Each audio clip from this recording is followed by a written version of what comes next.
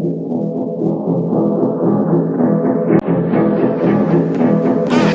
beat crazy.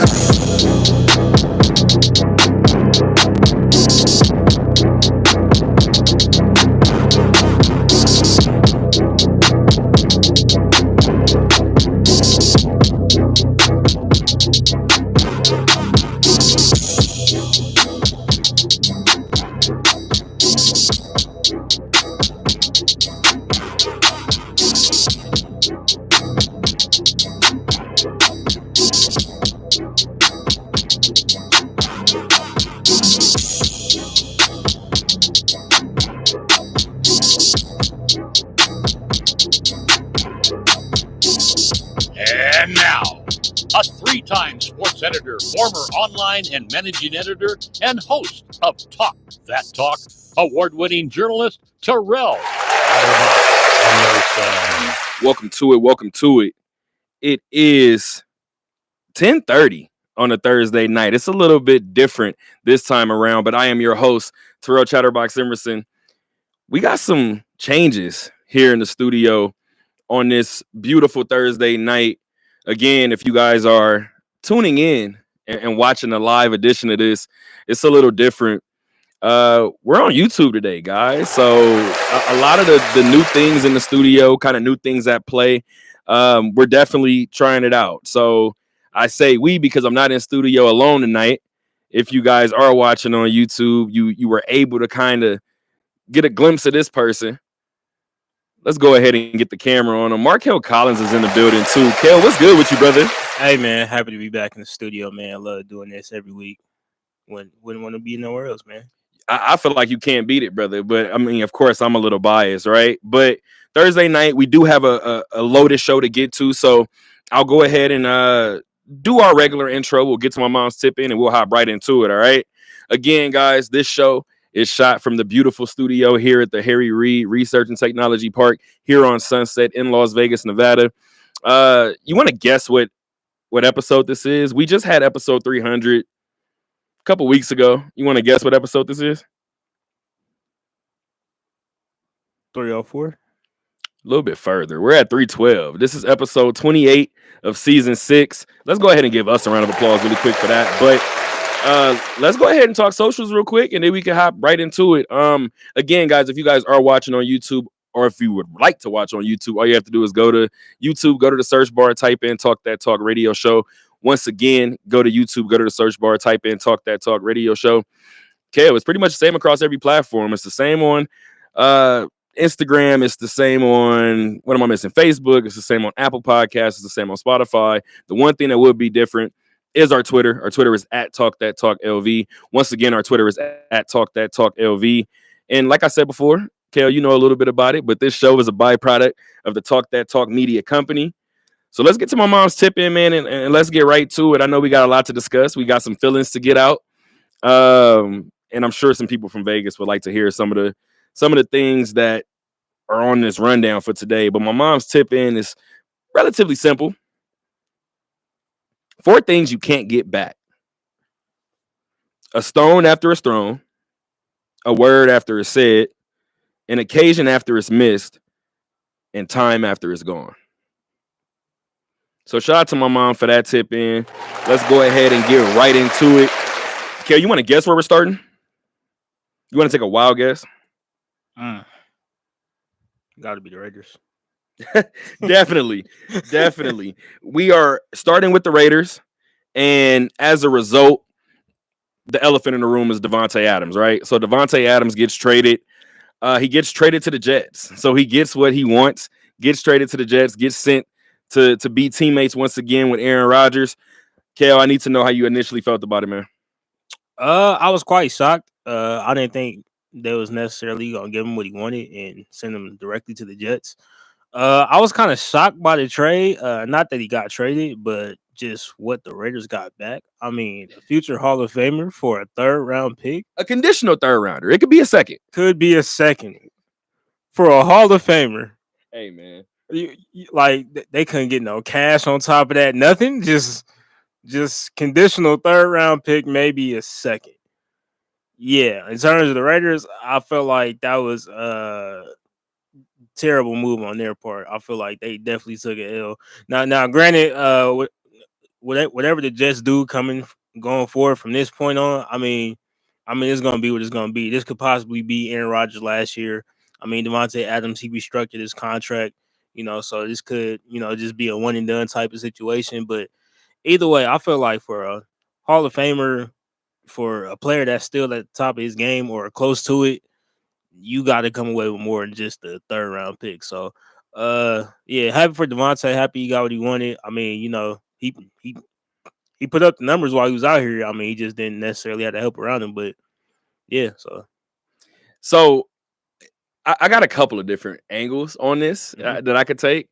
You could tell that this is a Thursday night show. I don't have a watch on. I don't have my ring on. I'm like completely checked out. So you might get a little bit of unedited rawness to me with this one, but you talk about Devontae, right? And the trade to the Jets. You said the Raiders lost in terms of what they got. With all due respect to Devontae's talent, we know that, right? We're very aware of what he can do in between the lines. But in terms of energy, in terms of temperament, in terms of the vibe that you need in that locker room, are we sure the Raiders didn't lose anything or possibly gain something? I mean, at the end of the day, you know better than anybody how hard it is to be in a team setting and have somebody that may not be all the way in. Mm-hmm. Now, keep in mind, I started this by saying, not tonight, but I started this a couple months ago at this point, maybe almost a year at this point now. This isn't the team that Devontae came to. Let's just call a spade a spade. Aiden O'Connell wasn't his quarterback. Neither was Gardner Minshew. With all due respect to Zamir White and Alexander Madison, those wasn't his running backs. Like, this isn't the team that he originally agreed to come to, right? So I'm not upset in that regard. However, name your superstar. Paul George in Indiana. I mean, if you wanted to name an NFL star, you could, but at the end of the day, any superstar where it's well known that they don't want to be in the place, it's only so much you can ask for. Could the Raiders have asked for more? I believe they could have. Do I believe the Raiders wanted this situation to be done? I do. As a result, you're giving me a conditional third rounder. You can have this future Hall of Famer. I get that. I get they wanted it to be over, but my thing is, I get you're probably tired of it too. But if you know that you can get more, like you just said it, they could have asked for more, and they could have got more. I mean, the Jets aren't looking so hot either. So, can they really pull the Raiders' hand that much? Not really. I mean, they're kind of in a win now situation, but not really because they got Aaron Rodgers and he's probably his last year or next year. I mean, he's only got so much time left, so they brought him in there to win a championship or at least compete for a championship. So making a move like this to get Devontae, you're making this move to win now, not yesterday, not later, right now. So I feel like on the Raiders' behalf, like they could have pulled some, I just can't settle with that. Like I said, when I first seen the trade, I was By like, the way, imagine being a Packer fan and watching what the Packers got back in terms of compensation for Devontae and feeling like, okay, this wasn't enough. Now, as a Packer fan, it's like, all right, not half bad. Not half bad, Green Bay. wasn't too bad at all. So I mean, yeah, it's just like if the Raiders, I'm not sure what the Raiders' plan is here, or like what Mark Davis is trying to do here. Like, what's next? Like, what's the next moving forward option? I mean, still got a guy like Max Crosby on the team. It's like, are they trying to go young, or are they not? Do they plan? Valid question. Do they plan on drafting a quarterback in this upcoming draft? I mean, this is a very good quarterback draft. I mean, you got Shador, Carson Beck, Quinn Ewers. You got all these top guys coming out like at the quarterback position. So it's like, you guys plan on doing that? I'm like, because no disrespect, but Aiden O'Connell, Gardner Minshew, we kind of know what they are already. So it's like, what do you do with that? In terms of running backs, what's going to go from there? You just traded all your best receiver. So what direction is the team necessarily going in. You know what's interesting? I heard Devontae talk about it on was it Up and Adams? I think it was Up and Adams, and he spoke a little bit about leaving the Raiders and what position it leaves them in, right?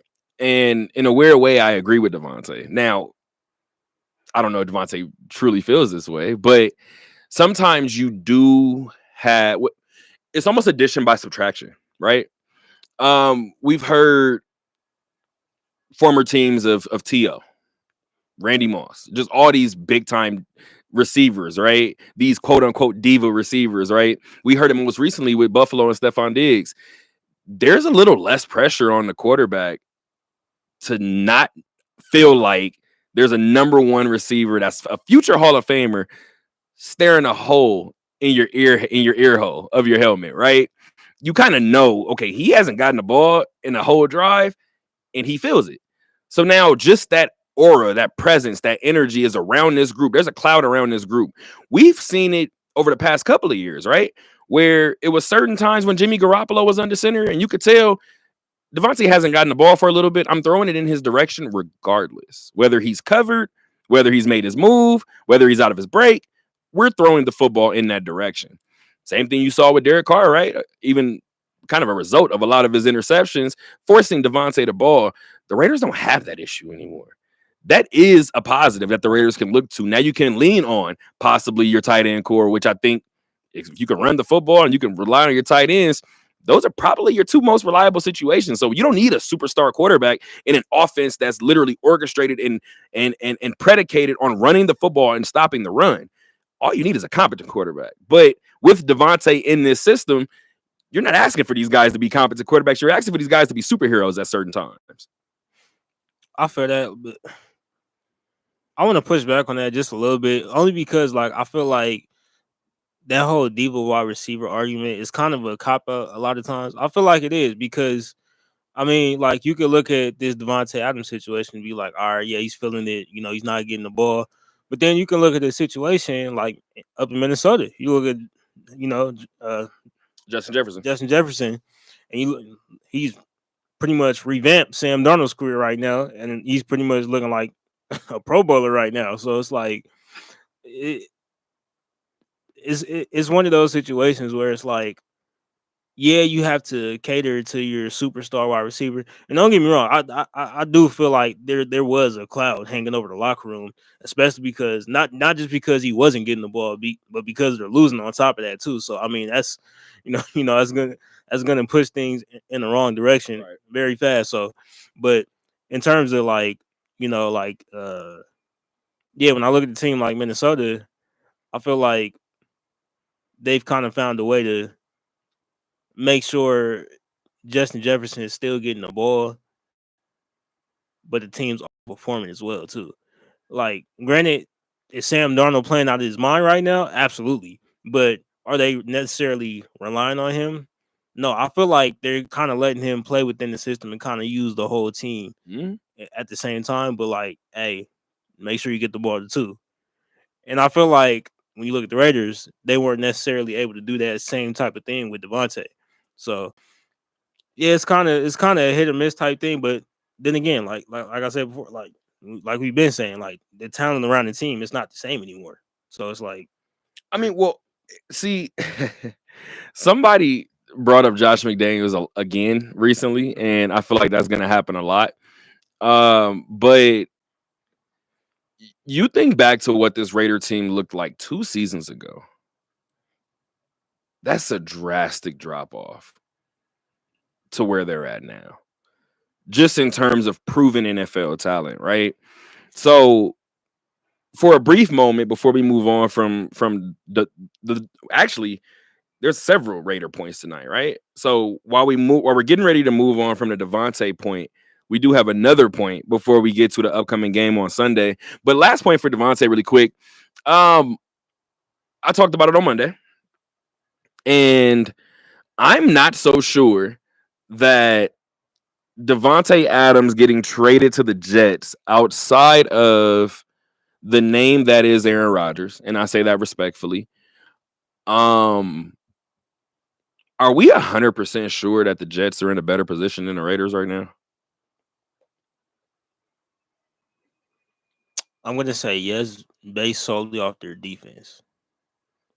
I feel like they're off because you look at that Monday night game we just lost. They didn't play bad. They didn't like the offense didn't play bad at all. I mean, Aaron threw for 2 touchdowns, almost 300 yards. It just came down to literally who had the ball last, and that last drive, I mean, threw it up for grabs, had to interception. I feel like that's not a reflection of like how that game went. So I feel like if the offense can pick it up some more, got a familiar target with Devontae. Alan Lazar is really starting to pick it up for him. And then Two yeah, ex-Packers, by the way. that's what I'm saying. I'm like, we about to see the One thing the Packers gonna do is keep a wide receiver in the tuck. we about to see the Green Bay Jets. so so yeah, no, I'm ready for it. So I mean, yeah, I feel like if the offense can like just pick it up just a little bit more, like I said, defense has been playing out their minds like literally all year. So yeah, offense picks it up just a little bit more. Like now, I still don't like the Jets are just one of those teams where it's like they're kind of in the. I would say they're in the position the Raiders were the past 2 years. You look at the roster, you look at the talent, you like Prove it. I mean, y'all should win like 9, 10 games, but will you? And right now they're what 2-3. The Jets? Yeah. I don't know. Yes. 2-4. I don't know. Yeah, Let me look at my phone. something like that. But Figure this out. either way, yeah, like they're just. It's still early. It's still early in the season, but we're kind of getting to that midway point to where it's like, all right, you're starting to become who you are. So yeah, we got to. I feel like this is kind of one of those wait and see situations. They're sitting at 2-4. 2-4.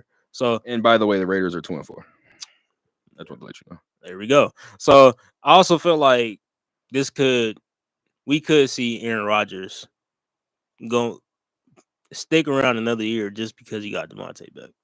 I do like that aspect of it too, right? Now you're getting into a different avenue in terms of what this trade could do. It could extend Aaron's career, and I do think that matters. But we're here based in Vegas, right? Mm-hmm. And one thing that Mark Davis said the day of the trade was we traded Devontae Adams today for a 3rd-round pick and Tom Brady. And I got a good little chuckle out of that because that just goes to, you know what that did remind me of, though? That reminded me of somebody who's laughing to keep from crying. There's a picture floating around of the Raiders offensive core from 2 seasons ago. And you have literally from left to right, you have Josh Jacobs, who's a Packer. You have Devontae Adams, who's a Jet. You have Derek Carr, who's a Saint. You have Darren Waller, who's retired. You have Hunter Renfrow, who's no longer in the NFL. I think Mark Davis is pulling his hair out at night.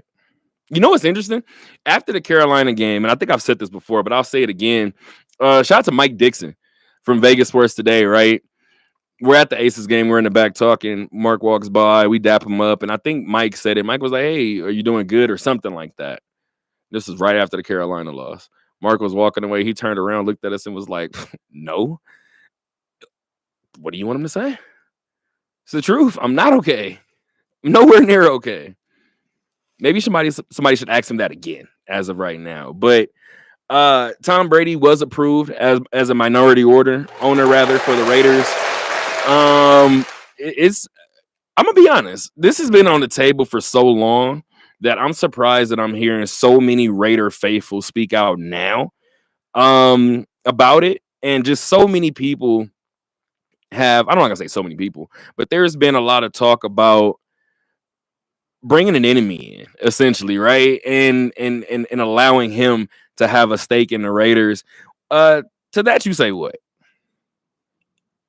It's Tom Brady. I mean, it's Tom Brady. Dog, do y'all want to win or not?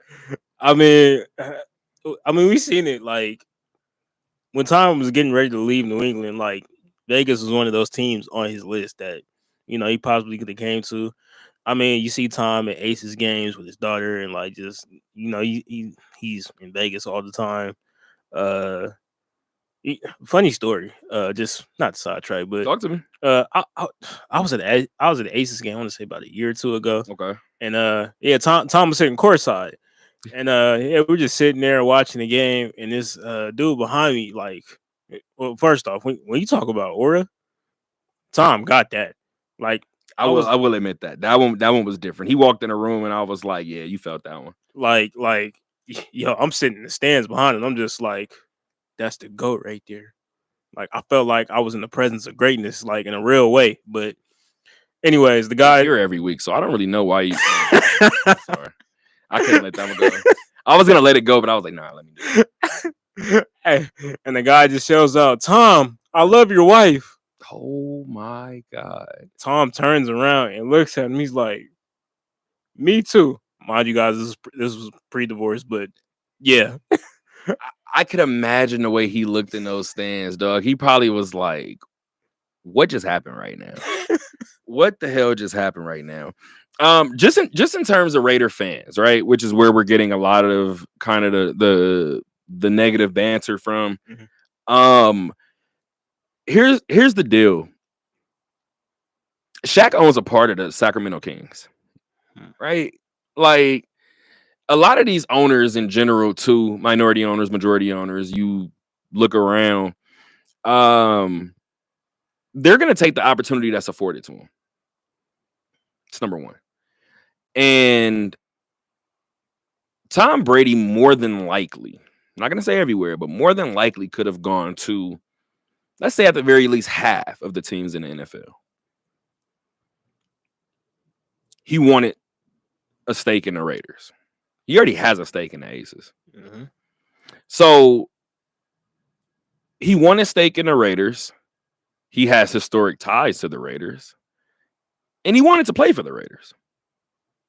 By the way, I don't know who needs to hear this, but I was talking to somebody during the NFL season 2 years ago when Brady first retired. And Brady did this interview.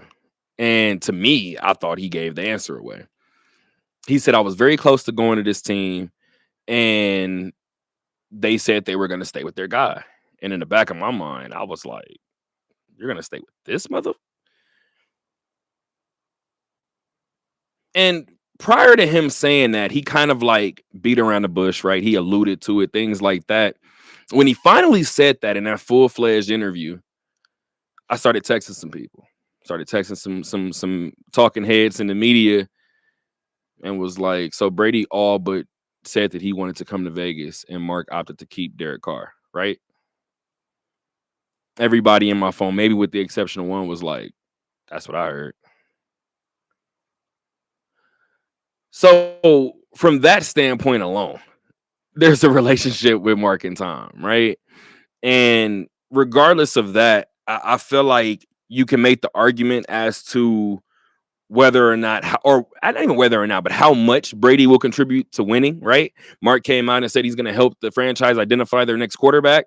Could be Shedeur Sanders, could be somebody else, right? But probably nobody better that you want watching over, especially your offense, but mainly your quarterback position, then probably the greatest to ever do it in terms of Tom Brady. I feel like the people that don't want Brady as a part of this franchise because of his history as a Patriot is the reason why this Raider franchise doesn't win any more than it does. Yeah, I mean, it's Tom Brady. Like the guy. Okay, some people, not many, but some people try to argue, say like, oh, he's not the best quarterback all the time. Well, if nothing else, he's the greatest winner in football history. Very much so. The man That's went, hard to argue. The man went to 10 Super Bowls. 10, forget how many he won. Like, just to make it to 10 Super Bowls as a quarterback, any position, making it to 10 championship appearances in any sport, just sit there and let that sink again, let alone the ultimate team sport that is football. Tom might know what he's talking about a little bit, guys. Maybe just a little. Just a little bit. Okay, it may not work. Say it doesn't work out. You guys can't go back too much further, okay? Like, How far is the setback really? like, oh man, I'm gonna have Raiders fans coming for me. What do you want us to do? I mean, come on, man. It's Tom Brady. All he can do is help the organization. I mean, like him and Mark Davis, like we said, they've been had a rapport. He's always around the aces. You know, has stake in the aces. I mean, I feel like this was just the next step. I mean, Yeah. you know, Tom, you know, he's in the booth commentating games now. And ask yourself, guys, did you guys really want to see him back in New England, reviving the Patriots? That would be interesting. You think, honestly, Brady might think that the Raiders, well, keep in mind, I think Brady originally filed for this like 2 years ago as well. So Brady might be looking at this roster too, like, this ain't what I signed up for either. But I mean, it is what it is. I didn't expect the day that it would be approved for you to trade away our number one receiver, but it's fine. Whatever. I guess we're here now. Again, we already mentioned it before. The Raiders are 2-4, right? So the Raiders are last in the AFC West. By the way, I do want to revisit my conversation that we had right before the season started about how I felt like the Raiders had the fourth best quarterback in the division. Yeah, it's looking pretty good right now. And I said that no matter who you started under center, whether it was Gardner or Aiden. But I want to just sidebar for one split second before we move on to the next game. Funny how maybe this was 2-3 years ago, maybe. The Mountain West in football was a bloodbath. It's everybody's losing to everybody, right? And the funny thing was, I told Matthew Raftery, shout out to Matt. I told Matt, hey, if nothing else, I feel like we just did a whole bunch of barking throughout the year, all for it to end up Boise versus Fresno again. Lo and behold, about a month goes by. Mountain West Championship is set. It's Boise and Fresno. We've had storyline after storyline so far this season. Anybody care to talk about the fact that Kansas City's 5-0?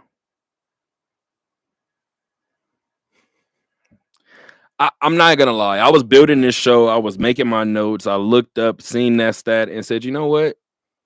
We're doing all of this for nothing once again. I think Kansas City's going to hoist another championship. Aside from that, the Raiders are headed to LA. The Raiders are headed to LA. They're headed there for a second time this season. They're taking on the Rams this time around. I will be there. I will be there this Sunday from SoFi Stadium. 1:05 p.m. It's the second game for the Raiders at SoFi.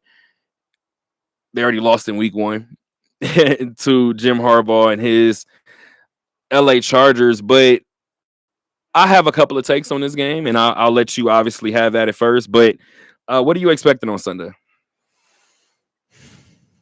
Sounds like a long day. The Rams, man. Who are 1-4, by the way, in case you guys didn't have that number at home. And which is absolutely shocking. I feel like it's one of those get up games for Matthew Stafford. It's one of those. All right. Let me stop playing, man. Remember what Andy Dalton did to the secondary? Let me throw for 300 today, just because, for no reason at all. Who knows if Puka's going to be back or not? But that's kind of irrelevant, because I feel like this is one of those games where Matthew Stafford's going to be like, you know what? I was the first pick in the draft. I went to Georgia. What? I won a Super Bowl. I'm so glad I'm not on camera when Markel talks. Am I gonna lose to the Raiders?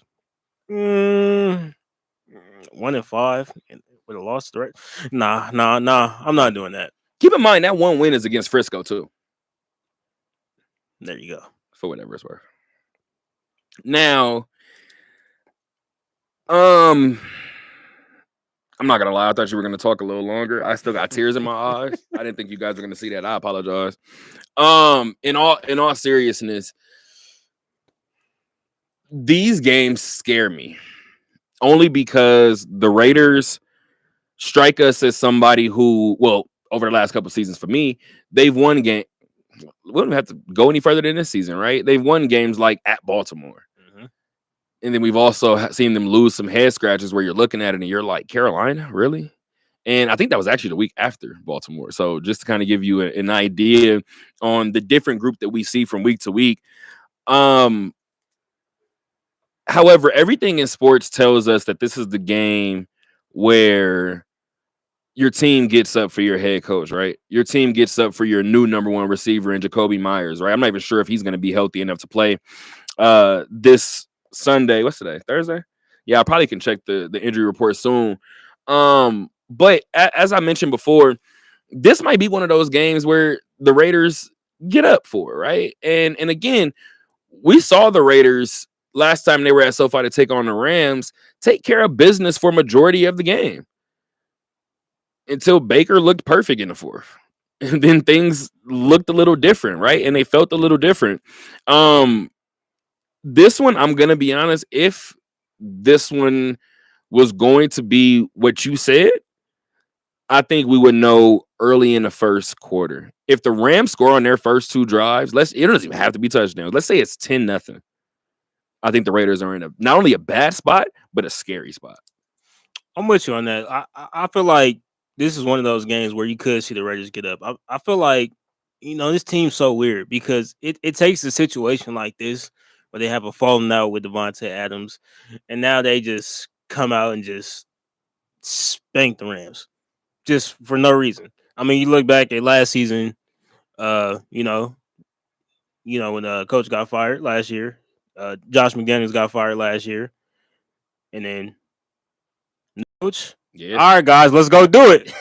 Let's go do it. Let's go get this win. And they're in and then they're in the locker room celebrating like they just won a playoff game. So I mean, this is one of those games. Yeah, I could see them getting up for it and coming out rallying and pulling off. Yeah, I guess I can't call it upset. I mean, they got more wins than the Rams, but yeah, I mean, yeah, it's just. Would it feel like an upset? And if so, that's even like a worse position for the Raiders to be in. To be the 1-4 team and be like, great job, you shocked us. It would feel like an upset, quite honestly. This isn't a good sign. What did I say the Raiders win total was? 6, 7? 6, 7. Yeah. I'm married to that. Any way that the Raiders finish with less than 6 wins? It's possible. It's possible. I don't want to be that guy, but yeah, it's possible. This isn't a good feeling. As I mentioned before, at the Rams on Sunday, that will be October 20th, 1:05 p.m. is the scheduled kickoff time. Second game from SoFi this season. As I mentioned before, they are already 0-1 after dropping a week 1 contest to Justin Herbert and his Chargers. Let's talk a little bit of college football, man. Let's talk a little bit of college football. This one is going to be a little bit different because I do understand that UNLV has a big game this week coming up in terms of Oregon State. We're going to talk Oregon State. We're also going to talk the other Pac-12 team, the only remaining Pac-12 team in terms of Washington State. But let's talk a little bit about the Oregon State game. Will take place on Saturday. That's October 19th, 7 p.m. against the Oregon team. Or Oregon State team. Oh, how would they fare against Oregon? Against the Oregon State team, rather. And I want to give you guys a number on Oregon State if I can. And we got it right here. So Oregon State this season in that nearly defunct Pac-12, they scored a 4-2 record. And the reason why I wanted to bring that up is because I'm going to bring up Washington State with it, right? And this week, Washington State has Hawaii, a school that just recently fully committed to the Mountain West. Now they're fully a part of the Mountain West. I'm not going to lie, Hawaii, congratulations to you guys, but I always counted you as if you were, whether you knew it or not. So Washington State has them coming up, right? Washington State is 5-1. Why am I telling you guys this? Couple reasons. Since the Pac-12 is nearly defunct, won't be now, right? Obviously, you got some schools rather going to go save it next year. But since it's only 2 teams left in the Pac-12 this year, the Pac-12 agreed on not a conference schedule, but a non-conference slate against schools from the Mountain West.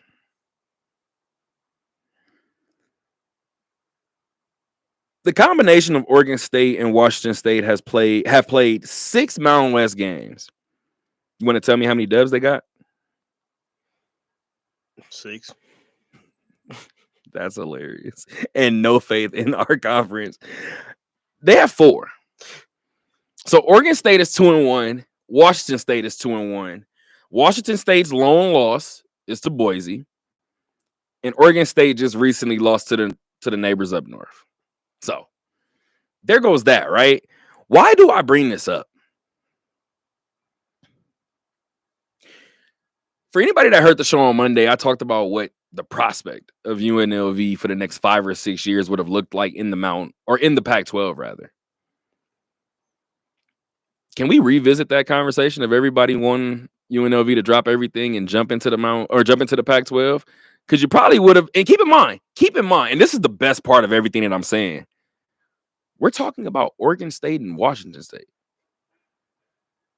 We're not even talking about the Pac-12 was fully at its strength in terms of USC, UCLA, Stanford, Cal.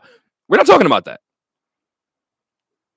We said Oregon State and Washington State are beating the brakes off of the Mountain West right now. They have a combined, once again, in case you guys didn't do the math on your own, they're a combined 9-3 overall. And that's what you were asking UNLV and Eric Harper to hop back into, by the way. UNLV won 9 games last year, right? Yeah. That was the first time in how long? Since 84. And who's the quarterback at that time? Randall Cunningham. So we're just gonna win 9 games one time for the first time since the 80s. And we said, you know what? Let's go win 3. Let's go play UW. Let's go play Oregon. Let's go play USC, guys. Let's go play UCLA. You know, that might be a dub. Might be. I love bothering UCLA people. I'm sorry, guys. might be. But would it be? Because we're watching Oregon State without DJU. We're watching Washington State without Cam Ward dominate the Mountain West right now. So we were going to take our UNLV team, who's been bottom feeders in the conference, having trouble even winning our rivalry game at times. We have trouble with Air Force. No, put me back on camera. I watched us, and I say us because I am that's my alma mater, guys. And I tell you guys all the time, any reporter that tells you that they want to cover a losing team is lying. I don't think you will ever hear a reporter tell you that. I don't know why these athletes make it seem like we want them to lose, right? But whatever the case may be. I say we because I went to UNLV. I covered a game where Air Force beat us without a pass attempt. I seen it. I watched it. I synced it. They didn't even pretend like they were going to throw the ball. Ran the ball like 45 times and was like, no, we're going to keep doing this. And we lost. By the way, I think Marcus Arroyo lost his job that day. You can get back to your point. I'm sorry. That was a little vent session for me. Sorry. No. I mean, by all means. I mean, I'm just saying, like, why we want to make that jump after we just got the program. I don't even want to say back on track that fast. I want to say above water or at sea level at least. And then we want to go jump into a conference that's seen multiple Heisman Trophy winners. You want to go from a G5 conference to a Power 5 conference at the time? And no disrespect to what Barry Odom has built here at UNLV, right? Absolutely not. But we've talked about it in terms of the years that he's going to take for him to have a full roster of everybody and everything that he needs, right? I think there are going to be certain plays, perhaps certain drives where I want everybody to watch the trenches in this game. There may be certain times that Oregon State offensive line is just nastier than our defensive line. I do think because Barry Odom has built this team with strong and solid football players, I don't think it's going to happen all game. But I do believe at some point you will realize, oh, these are 5 Power 5 offensive linemen, and it feels like it. And that's the thing. Yeah, I remember when they played Vanderbilt last year and they got the dub and everything. But I remember just looking at the field before the game, just seeing like the physical difference between the players. I mean, that's a very big jump. So, like, I mean, your recruiting trail absolutely changes when you go from conference to conference. I mean, from the Mountain West, I mean, granted, same thing with Vanderbilt, like they're bottom feeders in their conference, but Mm-hmm. it's still the SEC. Right. So it's like it's a different type of it's a different type of brawn that you got to come in with. You got to step onto the field with. So Mhm. granted, you seen pretty much the bunk Pac-12, but still remnants of what the Pac-12 was. So I mean, at the end of the day, it's football. It starts in the trenches, and when it comes to getting bigger, stronger, faster guys within the trenches, they're always going to choose a bigger school like Oregon State or Washington State before they choose a UNLV. I mean, is it sad? Yeah, but that's just what it is. I mean, would you rather go play in the Pac-12 or would you rather go play in the Mountain West? I mean, it's Self-explanatory, you would think, right? so it's just, but yeah, like you said, Barry Odom. I mean, he's doing amazing things. I mean, like I said, I came on this show last week, gave UNLV an apology because I didn't. No disrespect. Hey man, I could be wrong. It's cool. It's just like I ain't expecting to win this many games, like so or just to be playing at this level or anywhere near this level 2 years in a row. So, but I mean, can you blame me for even thinking that way? I mean, they haven't shown me much to believe in that. So, I mean, yeah, I feel like the team is definitely heading in the right direction. It was a great bounce back win against Utah State. Uh, granted, kind of turned into a shootout, but got the dub nonetheless. So, yeah, tough test coming up against Oregon State. On the road, no less. On the road. I mean, it's hard to go up there and win. Ask Oregon, okay? Yeah. Uh, granted, they took care of business this year, but it's not easy going up to Oregon State and getting a dub. So, yeah, it's gonna be a fun game to watch. I'm excited. Considering the way that this season is gone, wasn't sure if they would get Kansas, right? We talked about that. Wasn't sure if they would get Fresno State. Both pulled out to be dubs, right? And now this looming Oregon State game, if this were to ultimately be an L for this group, I mean, I guess it looks ugly. Obviously, second loss in 3 games, but I don't know that it's the worst thing. Now, again, I won't say that this program is playing with house money. I won't say, but 4 wins through your first 5 games. I know it's almost blasphemous to say it with this program in this city, but you almost can smell another bowl game. And I think if you're looking at it from that perspective, Oregon State wouldn't be the worst. And again, like I said before, if you're looking at the rest of UNLV schedule, considering what you've already watched them do through the first 3, 4, 5 weeks now, you might look to the rest of the schedule and say, outside of Boise State, I like our chances in every other situation. So this includes the Hawaii's, this includes the San Jose State. So at the end of the day, I think UNLV, the sky isn't falling if they lose this game, right? It helps that it's not a conference game. And then on top of that, you're playing a squad that's 4-2. You're playing a squad that was built inside of a Power 5 structure. And I mean, at the end of the day, this is somebody that you're going to have to deal with, right? At least even when they fully make the moves, and this was going to happen in 2 years, right? I believe 25, 26, or am I wrong? 26, 27. So that's when all of these moves will actually be finalized, right? I'm not sure if the Mountain West and the Pac-12 are going to still kind of keep something going. I think it would be kind of cool to do so if you still get a UNLV San Diego State game, but now you get it in maybe the first 3 weeks as part of the non-conference slate. So maybe you could still have some fun with it. But nevertheless, I don't feel like a loss to this team would be the worst thing for this group, right? They've already gotten a couple Big 12 wins. You lose the ACC matchup, but you still could pick up a Pac-12 dub. So still have a lot of first. You still could have a lot of first on your resume by the end of this season. As it presently stands, UNLV and Boise State are sitting atop of the Mountain West with a 5-1 overall record, 2-0 in the Mountain West. Some Devils you just can't get rid of. San Diego State is also 2-0 in the Mountain West. They're 3-3 overall. They're looking up at UNLV and Boise State. You want to give me anything on the Mountain West really quick before you move on to hockey? Not on the Mountain West, but just on UNLV itself. Okay. I do want to give them like some type of grace because I don't know you look at the team like because we'll give Colorado and Deion Sanders some grace because looking back at their season last year, you're like, all right, they were 1-12. They won 4 games. That's a 3-game improvement.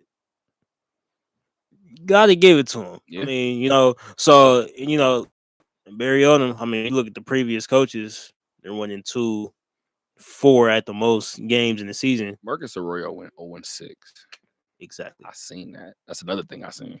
Oh, Kobe year. Very true. True.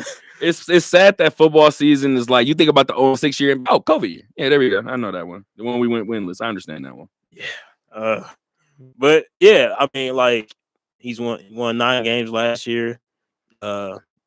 Possibly on his way to making another bowl game back to back. I mean, for UNLV, I mean that's huge. That's huge right there. So, just seeing the program going in the right direction. I mean, yeah, I feel like they've again. I don't want to say they've exceeded expectations this early in the season, but based off of their schedule, they absolutely have. So, 4-1 or 5-1, right? Earlier I said 5-1. they're 5-1, right? That's a 4-1. Yeah, I thought so. They're 5-1 because I know when I was reading this off, they're 5-1, just so I can make sure that that is done right. We mentioned Oregon State, right? Following this, they have Boise State at home, Allegiant Stadium on a Friday. Ain't that homecoming too? Them Friday night games get spooky though. I think that's homecoming. I don't know why I'm blanking right now because it's either that game or the San Diego State game, and I think it's Boise. So it's Boise versus Boise at Hawaii versus San Diego State at San Jose State, and then UNR comes to visit on November 30th. Friday night games. I just man, like 2 of those are Friday night games. Boise and San Jose State. Especially if they get back in the rankings, it's something you could watch. You could watch. It's not just UNLV. You could watch across college football. If a ranked team is playing an unranked team on a Friday night, beware. That's all I'm gonna say, man. You might be onto something actually. So I'm gonna actually make that note of that one because you sound like you're pretty sure about it. So we'll see what happens. Again, Saturday night, UNLV takes on Oregon State in Oregon. 7 p.m. is the scheduled kickoff. I do have my notes out in terms of my Vegas Golden Knights. Lost the second straight game. And I know that, Markel, you're here majority of the time on our Thursday night shows. Since you are not an avid hockey watcher, I kind of want to come up with this segment where you ask dumb hockey questions. I'm here for it. Let's do it. I kind of want to go through it and have you ask me dumb hockey questions. I really do. The funny thing is, if you don't know the answer or any of the questions dumb, like to you, you're like, I think it's a valid question. But it's a second straight loss for Vegas. Keep in mind, Vegas opened the season 3 straight home games from the Fortress. Came away with 3 straight dubs. Hasn't been the same luck on the road. They embarked on the 3-game road trip a couple of days ago. It began rather with a loss at Washington on Tuesday, and then you follow that up tonight with a loss in Tampa Bay. See, the problem with this loss is I didn't change the structure of my story.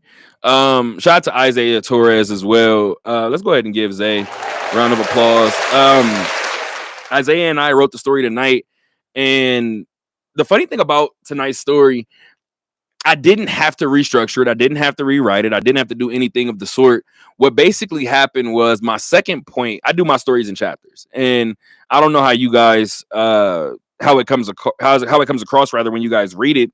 But when I type my stories, Markel has seen it. It's in blocks essentially. It helps me tell the story better. So my second point was Aiden Hill. And the reason why my second point was Aiden Hill, and this is I usually write beginning of the fourth quarter, beginning of the third period, start at the top of the eighth, stuff like that, right? So as I'm typing to start this third period, I'm looking and maybe I'm 8 to 9 minutes in, and I'm like, hey, Aiden has kept this team scoreless for the last 30 minutes. This is the story. This is the story. If the almost at the Aces, if the Knights are able to pull off this victory, and at the time they were up 3-2, right? 2 first period goals from Tampa Bay. The Knights actually tied it on 2 separate occasions. I take that back. The Knights scored first. Tampa tied it. Then, I have the notes right here. I don't know why I'm trying to force it. So the Knights took the lead twice in the first period, 1-0 and then 2-1, and then Tampa tied it with 12.8 seconds left in the first. And then Aiden holds his team scoreless for nearly 40 minutes after that, right? I say nearly 40 minutes because he gets to the 37th minute, and you have 2 minutes left in regulation, 2.5 minutes specifically. And at the 2:22 mark of the third period, Tampa lights the lamp to tie the game at 3, right? So at that point, now I'm looking at my story and I'm like, okay, I might have to just start all the way over now because now we're back at square one. 1 minute and 27 seconds later, Tampa lights the lamp again. So Aiden goes from nearly keeping a Tampa Bay team that scores 4 goals a game in the early part of the season without a goal for 2 full periods for 40 minutes. And ultimately gives up 2 goals in 1 minute and 27 seconds. The Knights lose their second straight. Do you have something? I dare you to go right now. Would you put that on him or on the defense? That is a very good question, and you were supposed to ask dumb ones. Ooh, now you're putting me on the spot. Because I got to be married to the point. I gotta be honest, and this is where camaraderie helps, right? Even if Aiden did something schematically wrong on either one of those goals, when a guy nearly holds an explosive offense without a goal for nearly 2 full periods, even if it is his fault at the end, the defense has to take blame for that. And that's where I'm at with it. It's similar to let's go back to football for a brief moment. It's similar to a quarterback throwing 2 picks and they still win the game. First thing that they do is my defense. First thing the defense would do would come out, and he didn't win us plenty of games. It was our turn today to hold him down. With all due respect, I don't know if Aiden was necessarily pointing fingers at the defense after the first period. You guys allowed 2 to get through. And if you actually watch the game, there was a point in the second period, Isaiah counted it 4. I don't know what my count was, but he had it as 4 consecutive saves. I know for a fact he had 2 right in front of the net, and 2 were by Nikita, both of them rather were by Nikita Kucherov. Now, Kucherov scored twice. So Aiden stopped 2 of his shots from point blank range. This is a world-class forward. Some might get by. The past 2 nights, which ironically enough, both losses, and both losses for Aiden, there's kick saves, there's stick saves, there's grabs, there's a level of consistency that Aiden is providing. There is a constant level of pressure that Aiden is under. You got another one for me? I mean, just from the sounds of it, I mean, like at a certain point, you gotta take the pressure off your goalie. I mean, that's comparing to another sport, is kind of similar, but not. But soccer, same way. No, it's absolutely the same. I mean, 1000% the same. I mean, like, yeah, like I know for sure in soccer. I mean, like Wait a minute, hold on, pause. This was not written down. Are you a soccer watcher? Because now you're gonna piss me off. If soccer is on, I'm watching it. It's the same thing. It's just on ice. Hockey just intersects with the NBA, and okay, that makes sense. You know, and that's where that's where all your attention goes.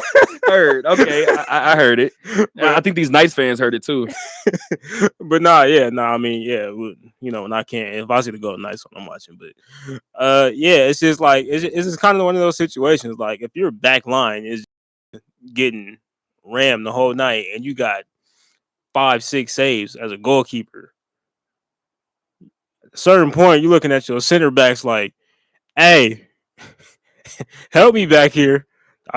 I'm standing on my head right now. Okay, you got to do something." So, yeah, for the whole elite team scoreless for almost a full 40 minutes, and then at the end of the game, last 2 minutes. Oh, that's such a heartbreaker. Last 2 minutes. That's such a heartbreaker. And the funny thing is, Bruce is good for mentioning the clears, right? And he's mentioning if, like you said before, if the pressure's on Aiden, we're just getting the puck out of there. Just get the puck, clear the puck, just get it away from our offensive zone, right?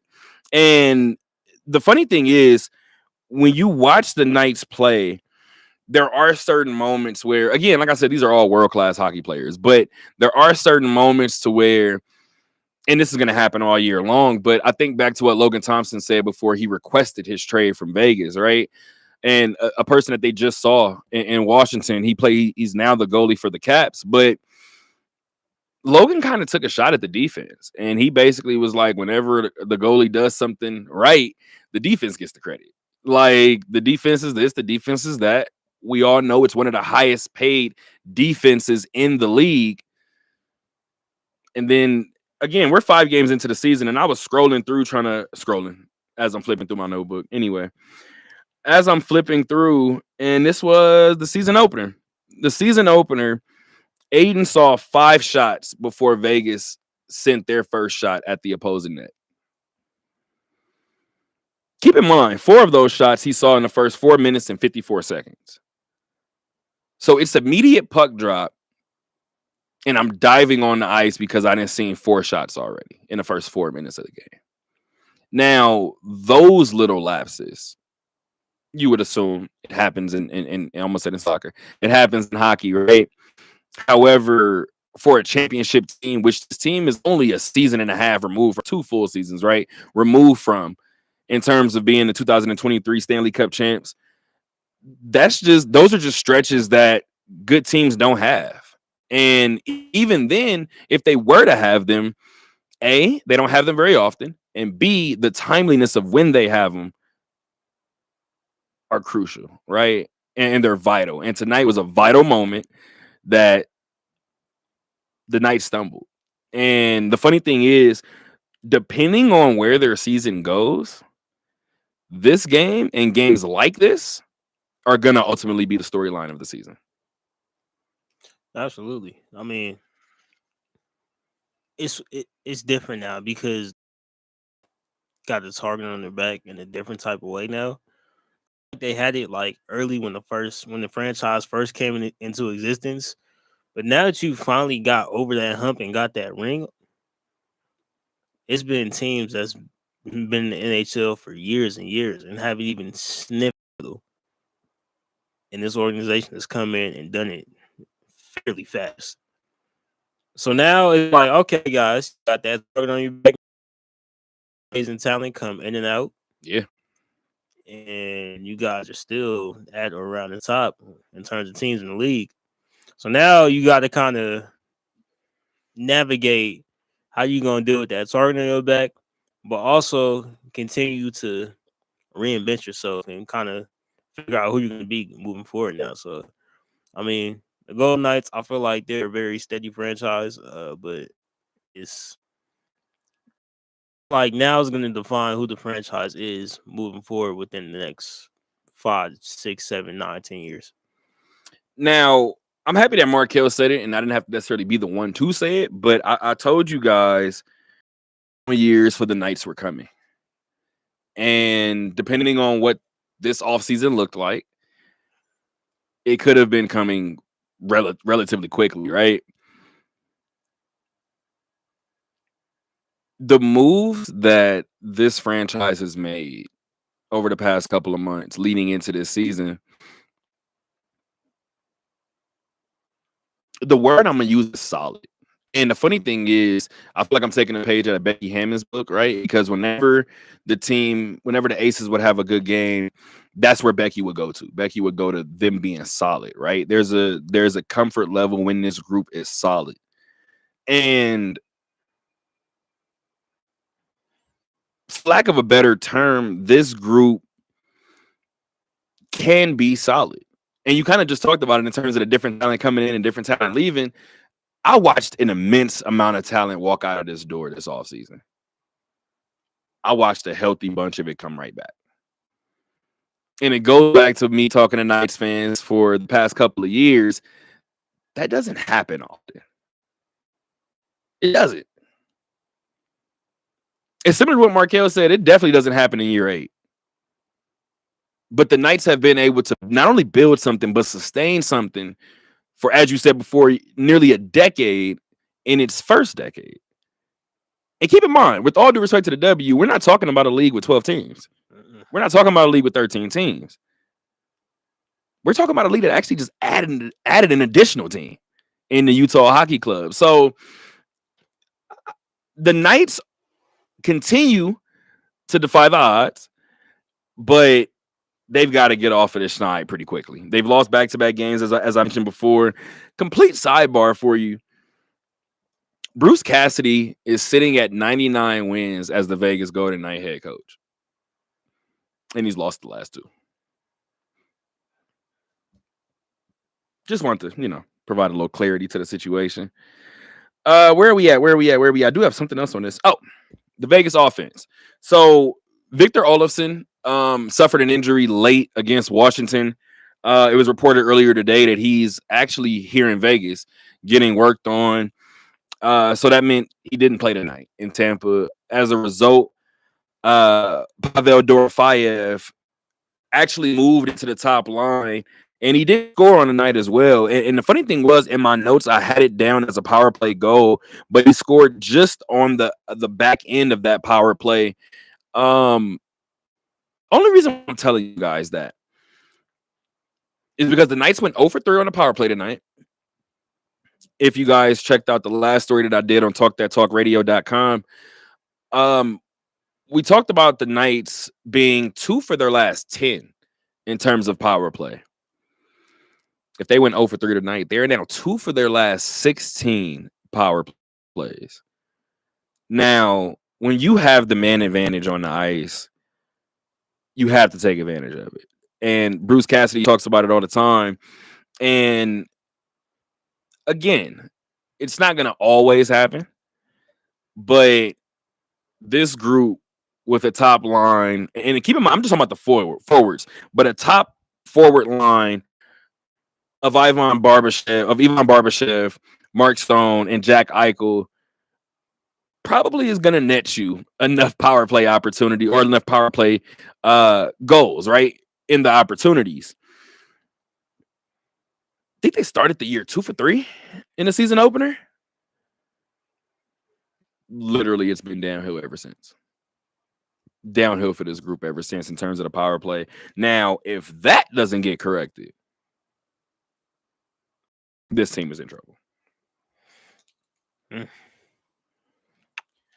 Still early. Early. Very early. I mean, it's weird because I feel like, when I look at them, I kind of think of the Aviators. Like, they're one of the things to where they can start off bad, and then before you know it, things will go right. Now, do I feel like there could be a drop off again? Possibly, because the woes on defense. You know that could come back to bottom later in the season. I mean, defense wins championships no matter what sport it is. So I mean, you got to start there. But I feel like they're kind of finding their footing. They like we said, they do got a lot of new players. Kind of inserting themselves. So I feel like Yeah. they're still trying to find their way. But uh, yeah, if nothing else, I feel like that was a great word, solid. I feel like they will be solid if nothing else.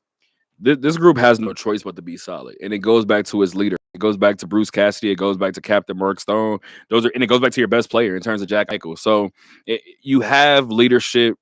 You have the right guys in the right spots in terms of leadership, right? So I'm comfortable from that standpoint. I feel like I know what level of fight I'm gonna get from this group. Every time they go out there, the lapses are what kind of concern me a little bit. Even in those wins earlier in the season, well, can you be any earlier than 5 games in? But through those first 3 games, they went ahead and took care of. I think even in that Anaheim game, and I want to say maybe in the St. Louis game more so than the Colorado game, there have been small little lapses, right? And I think the mark and the definition of a good team is how long those lapses last. And tonight, the Knights didn't even have a really long one, right? It was a minute and a half, but it was a minute and a half at the wrong time. So Knights ended up dropping this one 4-2. They now drop to 3-2 on the year, 3-2-0 on the year with 6 points. I do want to let you guys know in terms of the Pacific Division, they are the 3rd team with 6 points. So they're tied for 2nd currently with the Seattle Kraken and the LA Kings. Shout out to my dad. But everybody's looking up at Calgary. Calgary is still undefeated. They're 4-0. They have a perfect 8 points. And they are the 2nd team in the league with 8 points. Dallas also has 8 points over in the Central Division. And then the New Jersey Devils lead everybody with 10 points. They play 7 games and they are 5 up and 2 down. So just to kind of give you guys an idea of what the Knights have kind of been dealing with, I do want to give you a heads up really quick before we get into their next game. It's Florida. It's at Florida on Saturday. That's October 19th.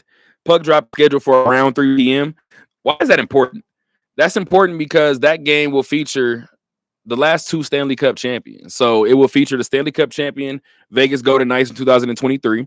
And it also will feature the Florida Panthers, who actually won the championship last season. Another little caveat, and hopefully this is an alley-oop for you. Who did Vegas beat for their championship in 2023? Florida. Ladies and gentlemen, this man knows hockey. Ladies and gentlemen, this man knows hockey. It will be a 2023 Stanley Cup final rematch. You want to know another little fun fact? Mm-hmm. Through the first 4 games, did I lie? I did lie. Through the first 6 games of the season, the Knights have played 4 Stanley Cup champions from the last 5 seasons. They opened up against Colorado, who won the championship in 2022, right before they did. They followed that up with St. Louis, somebody who won the championship in 2019. Tonight, they played Tampa Bay, somebody who won in 2020 and 21. And now you got the Florida Panthers, who won last season. So 4 of their first 6 games have come against recent Stanley Cup champions. Does that make you look at their record any differently? Absolutely. I mean, they came out with a tough schedule like that. I mean, playing top tier teams like that, playing the champions from last year, the teams you beat 2 years ago. I mean, yeah. So Him right away. so I mean, and once again, you got a lot of new pieces. So I mean, the fact they're even competing in the fact that the offense is putting up plenty of points. I mean, that's something to smile about. But once again, like I said, yeah, defense, that's something that you still got to patch up. I mean, you can't let that be a problem for too long. I mean, ask the Aces. I mean, Yeah, I mean, yeah. It's funny that you say that because I was thinking back to some of the early issues with the Aces this season, and a lot of them showed up again toward the end of the year. yeah. So yeah, you holes on offense. I feel like you can always like hide that, but defense. I mean, that's always gonna catch up to you. I mean, you look at football. I mean, defense and running the ball wins a championship every single time. I don't care if you got the most flashy floater, passing attack, best wideouts, flashy running back, quarterback, You defense, can't run that football. defense, and running the ball. So yeah, obviously they don't have any problems at the goalie spot, but yeah, that back Do line. they? Well, yeah, well, yeah, okay. I'm not gonna say any. I'm just asking. Yeah, I'm yeah. just asking. You know what? You know what's so weird about hockey? Probably something that you could probably tell me about soccer. It's probably the same thing. I feel like a goalie shelf life is pitched as super short. And what I mean by that is the way that certain people talk about Aiden today, even last season, it's like, was this or was this not the same man that helped lead you guys to a championship? And the funny thing is, I watched it a couple of years ago. Oh, what was his name?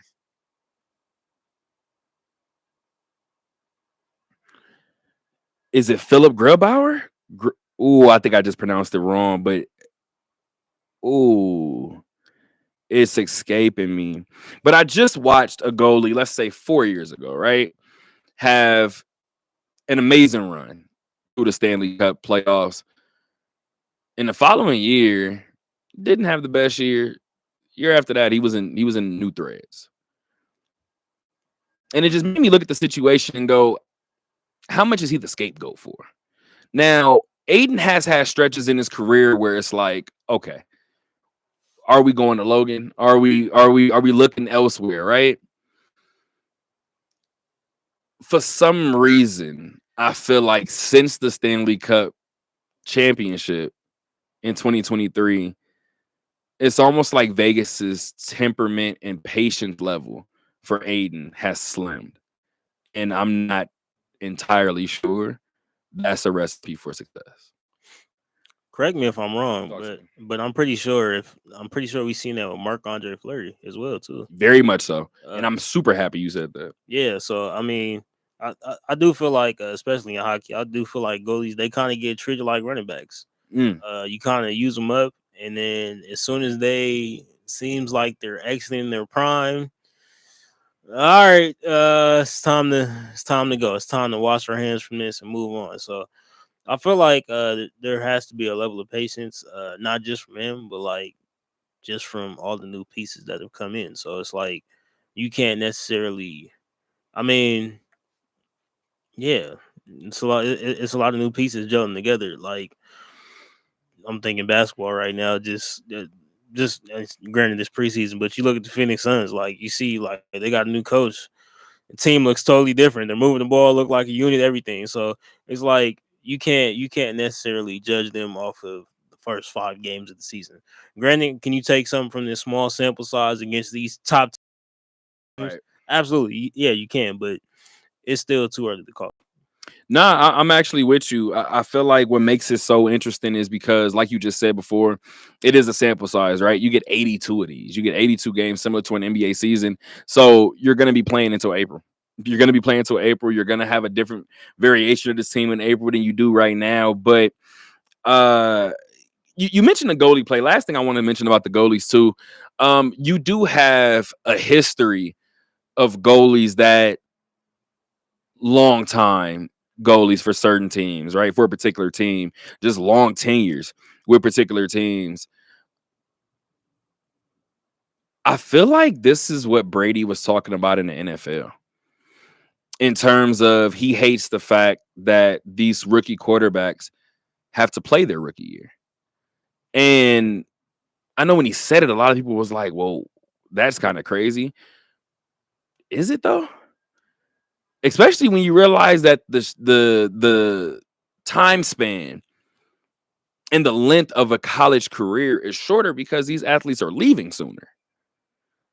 So now if I have an athlete that leaves at 21, 22 years old, yeah, he might not see the field till 23, 24. But he sat behind a Kirk Cousins for the last 2 years. He sat behind, I don't know, you want to throw out another name? He sat behind Matthew Stafford for 3 years. Aaron Rodgers. Sat behind Aaron Rodgers for a couple of years, right? Thank you for doing that, by the way. Ding, ding, ding. But no, in all seriousness, right? I feel like that's kind of where we're at in sports now in general. You want, like, that microwave era that we talk about in the pod about hip-hop and just music as a whole. We're in a microwave era, right? Sports is in it too. Not only that, sports has been in it for a little bit. So sports might be going on year 16, 17 with it, where it's like a win now mentality. If I had to point to something in football, the reason why it's like that for young quarterbacks now, it's that RG3 Andrew Luck year. I feel like that ruined everything because you seen them play out their minds that year. I mean, I think the Colts went 10-6. Commanders now went. I think they went 10-6 as well too. But just seeing both those rookie quarterbacks play out their mind, you know, they were top tier quarterbacks in college, and they reflected that in the NFL. You don't see that too often. That's not a normal thing. And I think after that happened, we kind of started to believe that, oh, this is a thing that should happen. Or you see somebody like a Cam Newton come in and change the entire Panthers organization, like, oh, that's something that should happen. That's not a thing that normally happens. And I feel like a situation like right now, you look at somebody like a CJ Stroud. Mm-hmm. That's not going to be good for other quarterbacks behind him because they're like, all right. You see what he did. Jaden Daniels. I was about to say that. Jaden Daniels, same thing. It's like JJ McCarthy looked like a problem before he went down with that torn meniscus. Like, I was looking at Minnesota like, all right, that don't look like a fourth place team to me. Yeah. So, yeah, like I feel like it is good to, you know, be patient with young quarterbacks. I mean, you look, but at the same time, it doesn't always work out. Like, because like you said, players are leaving college early. You look at somebody like a Trey Lance. Yeah. I feel like he should have stayed in school longer, but you know, around that time, COVID, everything, it was just a weird time, and he's like, all right, you know what, I'm going. Didn't work out with the 49ers. That's another situation only because I know we ventured off, guys, a little bit from again. Now we're just talking about just the youth movement and sports as a whole.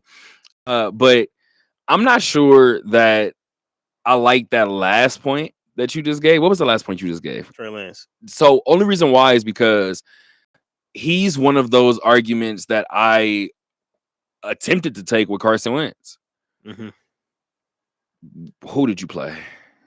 And that's one of those things to where I know a lot of people. I'm going to always go back to Ja, right? Ja, who went to Murray State. It didn't really matter who was in front of him. I understand that, right? Everybody's not like that. It's not. It matters. I remember when Lamar was at Louisville and I was like, okay, it's Louisville. Like, you got 2 real games every year. And then I watched him when he got to the NFL and said, okay, it didn't matter. Like, it really didn't matter where he was. He was going to be Lamar, right? And that's kind of what I feel like worked against Trey.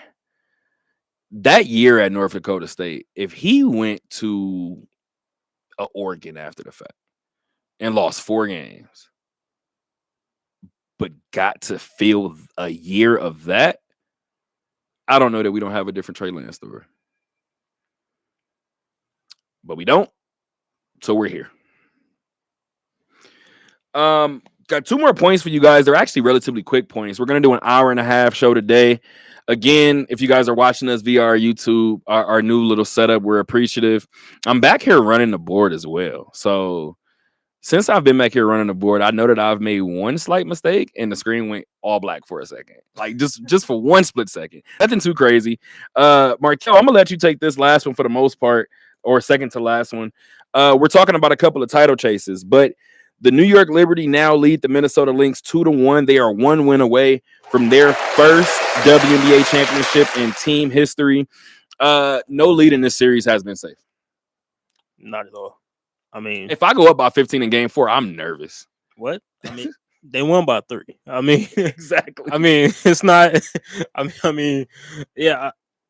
I'm just enjoying like the talent level I'm seeing on both sides. I mean, the way Caleb McBride's shooting the ball. I mean, Ex-ace. That's somebody I wish was on the Ace to win the ring, but that's another story for another day. Hey man, you had a decision to make. Her or KP, you had a decision to make.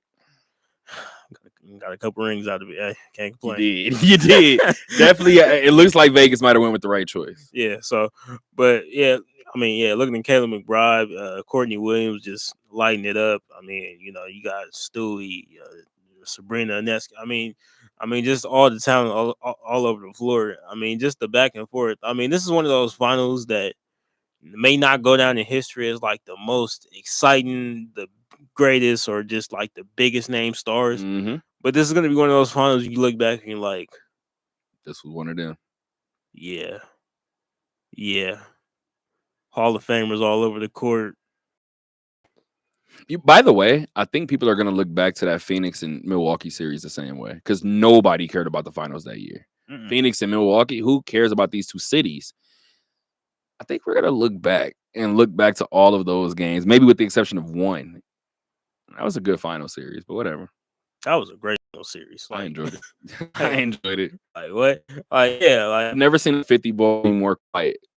Like respectfully to Giannis, I was watching that game, and when you watch most 50-point games, and I don't know how the hell we got here. When you watch most 50-point games, there's a stretch where it's like, okay, he's bugging, and it seemed like Giannis got his throughout the. Asia talked about her 50 ball, and Asia got hers within the flow of the offense.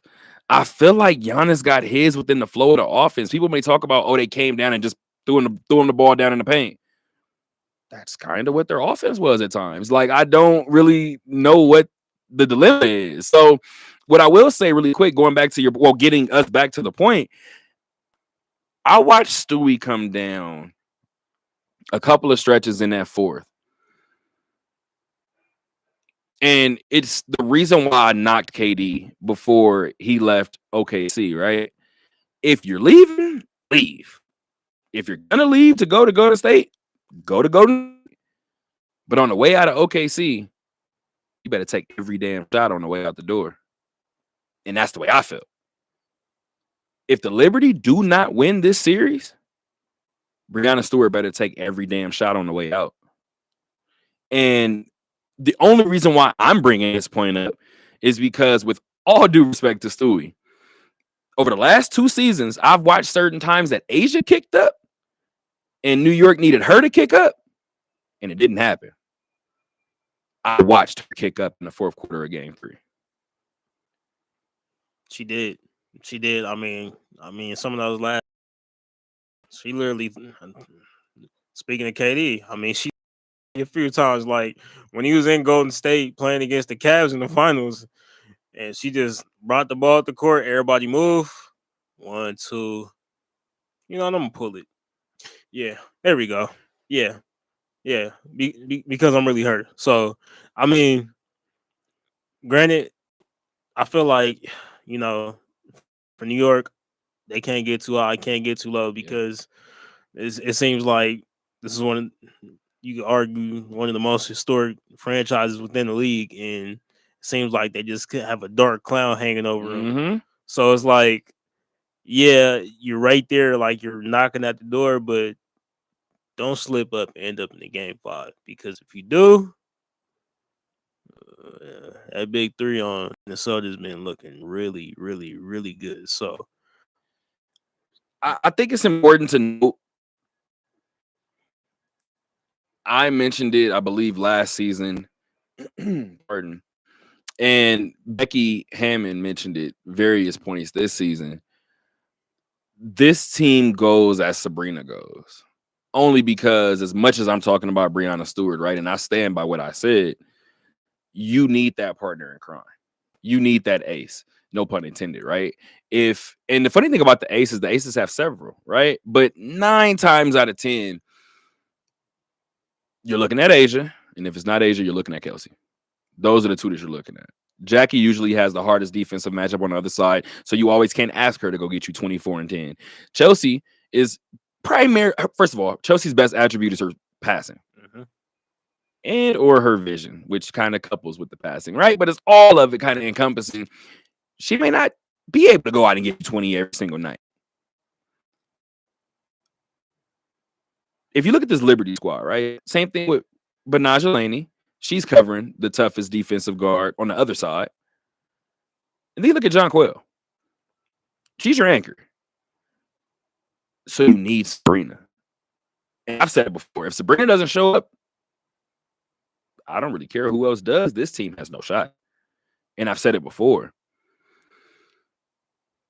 That last second, ultimately game-winning shot from Sabrina, that logo 3,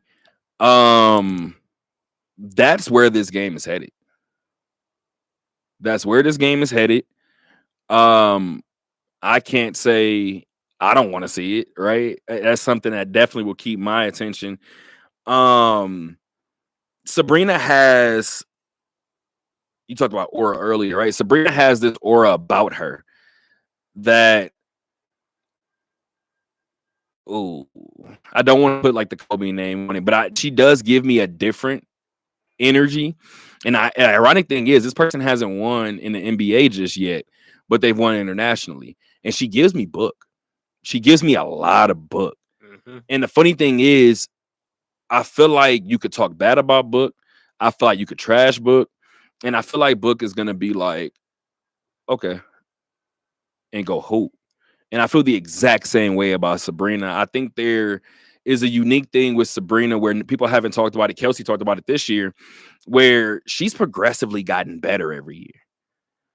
And when Becky ended the final press conference with, the unique thing about this rivalry is everybody is somewhat in their prime, right? And I've talked about it. I don't think Asia touched her prime until this year, which means the last 2 years y'all talk about, y'all figure it out. But I watched her up close. You can argue last season, cool, but it wasn't before last season. So it's either last season or this season when she started her prime. You could argue Stewie's been in her prime for a little bit, right?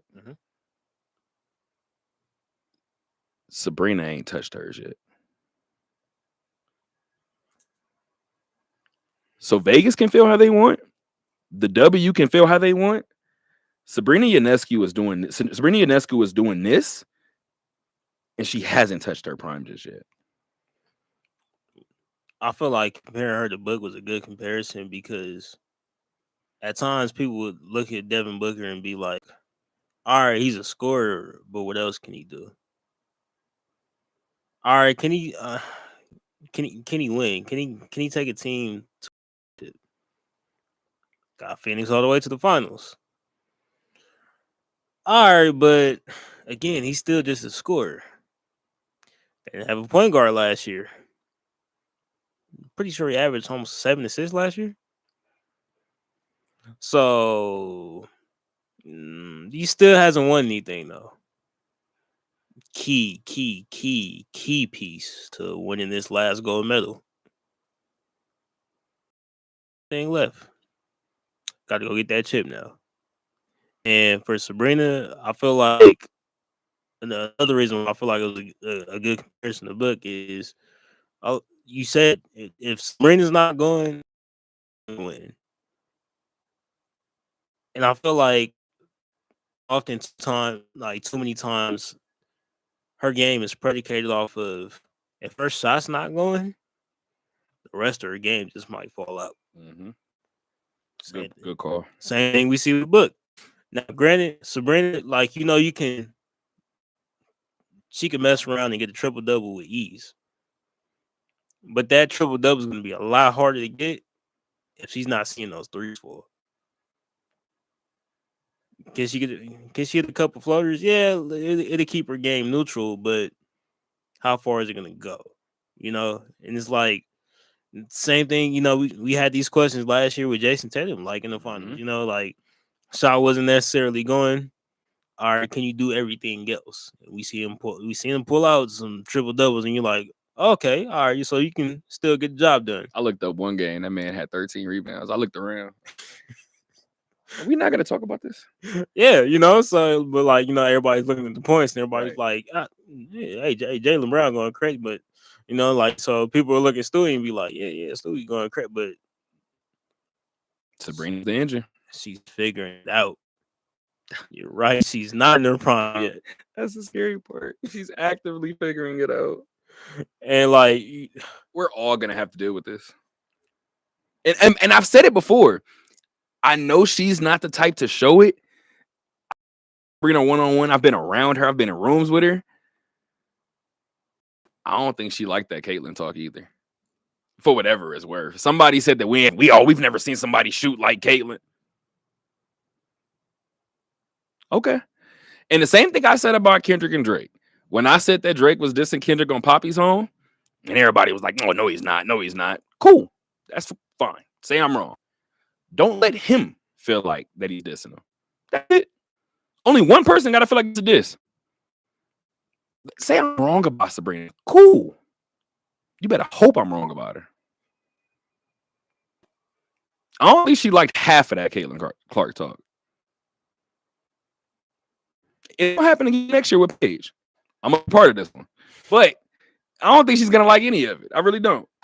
Last point for tonight is actually my dad's tip in. Let's talk a little baseball, man. The Yankees are currently up on the Guardians 2-1 after a walk-off home run tonight from David Fry. Just an all-time moment. I don't think we have postseason moments. I don't think we have better postseason moments than baseball. You want to address my hot take? You might be right. Because baseball is so, it turns into a different game in the postseason. It's not the same game as it is in the regular season. Like you see, I feel like in other sports, like you'll see the intensity pick up, but like for the most part, the game is the same. With baseball, it's not the same. It's not even close. It's pitching changes. It's lineup changes. It's who's up, who's not. It's like, hey, you got to pitch 2 games in 3 days. Like, hey, I need you. like, look, 2-1. I need you. Like, look, man, we gotta make something shake. So, yeah, like, absolutely. Like, every pitch, every moment, every split second counts in baseball in the postseason. So, yeah, like I understand. Like that's why, like every time you say, I'm like, I can't knock that. Like even in this day and age where baseball is like falling off the mantle a little bit, like when it comes to the postseason, it's unbelievable experience. It's nothing like it. Unbelievable experience. With all due respect to the NBA Finals, with all due respect to the Super Bowl, with all due respect to the Stanley Cup Finals, I feel like college sports is a little different for whatever reason. The Final Four and obviously college football as a national championship was always a different feel. The World Series has a certain smell to me. Completely crazy to everybody else, and that's perfectly fine. The Fall Classic, and I truthfully feel like no matter what city I'm in, no matter what state I'm in, when the World Series is on or around that time, I feel like there's a smell. I feel like there's like a fall smell when the Fall Classic is coming up. Maybe that's just the baseball nerd in me. I feel like I'm just like super eager for the moment. But in addition to the Yankees being up 2-1 on the Guardians, the Dodgers took care of business earlier tonight, and now they are up 3-1 on the Mets. And that's where my dad's tip in comes in. Baseball fans, we are 1 Dodger win and 2 Yankee wins away from the classic of all classics. When you think of rivalries, you can make a case for any 2 teams because every team has their rival. But when we talk the history of storied rivalries, the Yankees and the Dodgers rank as one of the best. I would probably rank it a notch under the Lakers and Celtics. First of all, you're biased. He ain't say UCLA, USC. He ain't say nothing else. I wonder where the Cowboys and the Washington franchise rank because it's probably 3rd to him. By the way, This war dates back to Joe DiMaggio's 1941 New York Yankees, who beat the then Brooklyn Dodgers for the World Series championship. The Yankees dominated for 13 years while winning 4 championships. In 1955, the Dodgers finally broke through with the victory over the Yanks for their first and only championship as the Brooklyn Dodgers. The following year, the Yankees took revenge by beating the Brooklyn Dodgers in 7 games, marking an end to the New York rivalry. My dad said Brooklyn rivalry, but I'll add Brooklyn, New York rivalry, right? In 1958, the Dodgers moved to LA, led by Sandy Koufax and Don Drysdale. The Dodgers claimed 4 titles in 10 years. No more satisfying in 1963 when the Dodgers swept the Yankees in 4 games. The Yankees beat the Dodgers in back-to-back World Series in 77 and 1978, while the Dodgers beat the Yanks again in 1981. Looks like we may be a few days away from rekindling this feud. Let's sure hope so. I'm not gonna lie, after that little rundown, I'm a little more geeked for it too. It's our Thursday night episode. We got some new technology. See you guys on Monday. Until then, keep on talking, gang.